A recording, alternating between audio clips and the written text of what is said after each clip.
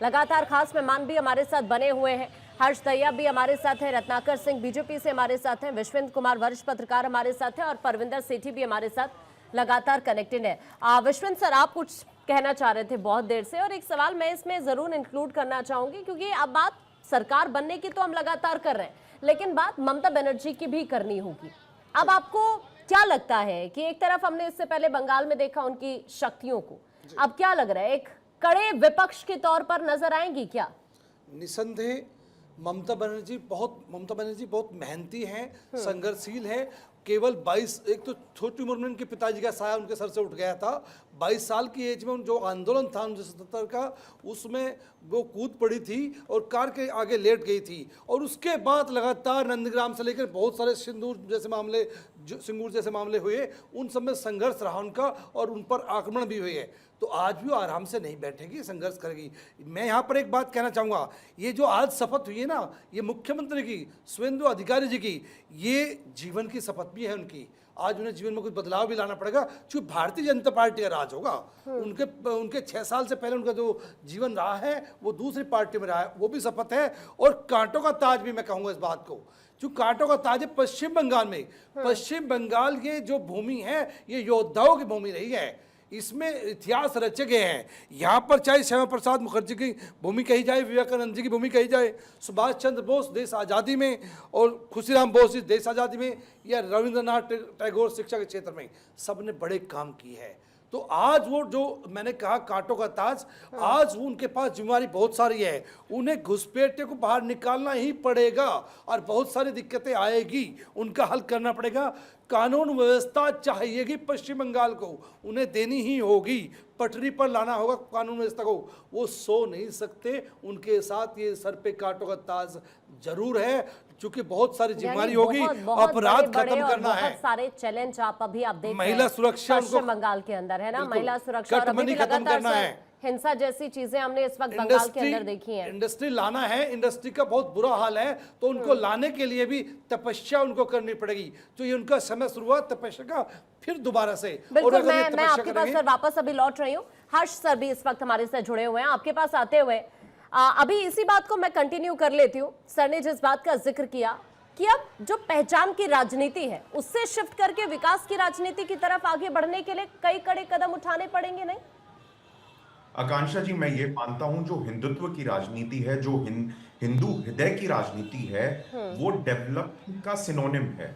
Development और हिंदुत्व एक साथ चलता है, आप किसी भी स्टेट में देख लीजिए। और मैं यहां तक कहना चाहूंगा, ये मेरे लिए बड़ा इमोशनल पल था जब मैंने शुवेंदु अधिकारी जी को वहां पे शपथ लेते हुए देखा कि as someone who believes in this Hindutva cause, कि जो हिंदू जागरण में जो बिलीव करता है, कई लोगों ने कहा था कि बंगाल में जब हिंदुत्व आएगा तो बाकी सारी जो स्टेट है वो शर्मा जाएंगी, वो हिंदू जागरण बंगाल में होगा। और आज उसी चीज का मेरे को आगाज लग रहा है।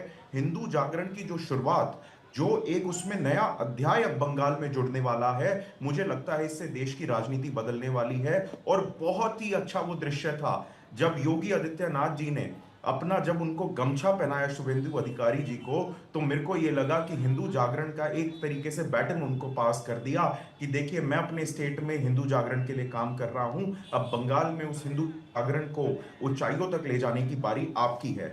क्योंकि इस देश के सामने बहुत बड़ा मुद्दा है डेमोग्राफिक चेंज का, जो बाहर से लोग आ रहे हैं और कुछ ऐसी विचारधाराएं हैं कट्टरवाद की, जो इस देश को अपनी माटी ना मान के सिर्फ एक बिल्कुल ब्लाइंडली एक गोल को परस्यू कर रही हैं, और वो पीसफुल कोएग्जिस्टेंस में बिलीव नहीं करती।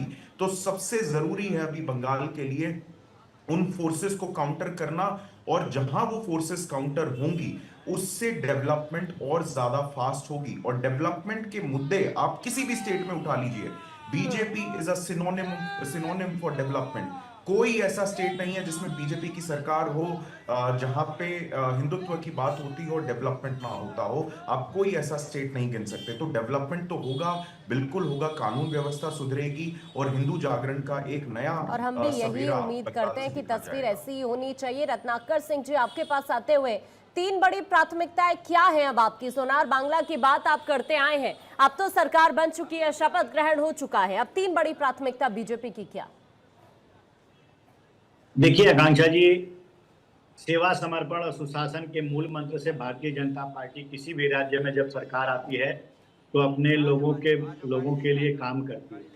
निश्चित रूप से जिस तरह से पश्चिम बंगाल में पिछले 5 दशक से कुशासन और एक ऐसा अराजकता का माहौल बना हुआ था, उस माहौल को कहीं न कहीं विकास के पथ पे पहिए पे आगे लेके चलना हमारा मूल जो है उद्देश्य है। हम चाहते हैं कि वहाँ पे, जैसा कि प्रधानमंत्री जी ने भी अपने भाषणों में बार बार ये इस चीज़ का जिक्र किया था कि जो लोग वहाँ पे केंद्रीय योजनाओं से वंचित रह गए थे, उन योजनाओं को प्रथम कैबिनेट के बैठक में ही लागू करने के लिए प्रस्ताव लगाया जाएगा। आयुष्मान योजना जैसी योजनाएं जो है अब सीधे जो है वहाँ की जनता को लाभ मिलना शुरू हो जाएगा।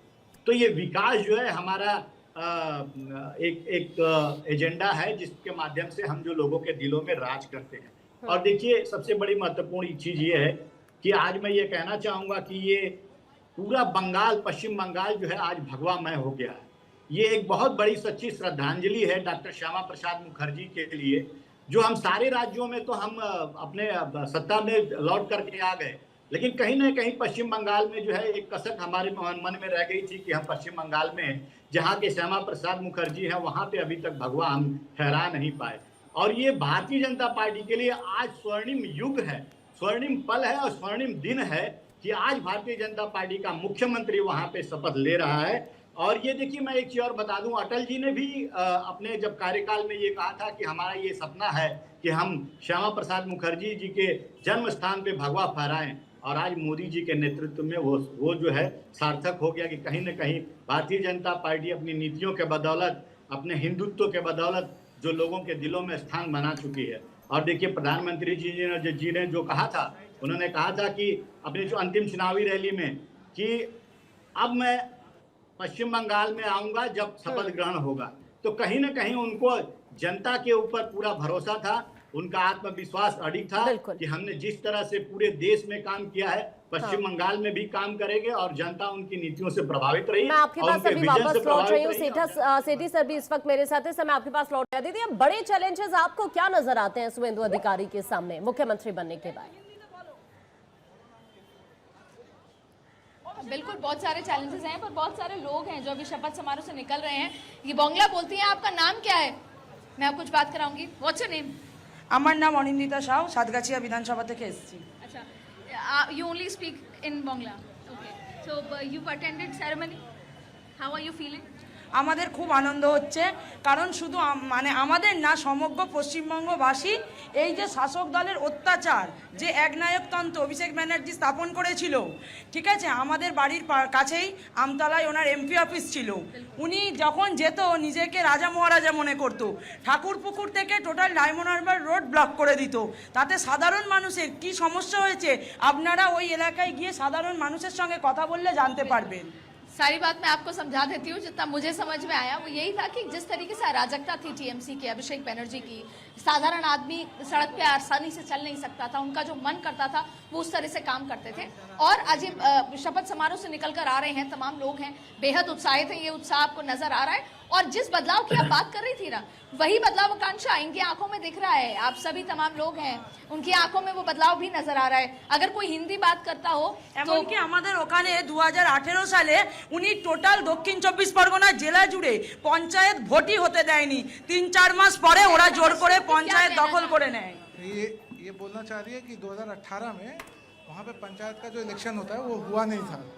ठीक है, ये तो एक साइड है, political side. But West Bengal में जो सबसे ज़्यादा गलत हुआ है, बीइंग एन एजुकेशनिस्ट, मैं ये बताना चाहता हूँ सबको कि शिक्षा का जो मार्ग है वो बिल्कुल ख़त्म है वेस्ट बंगाल में।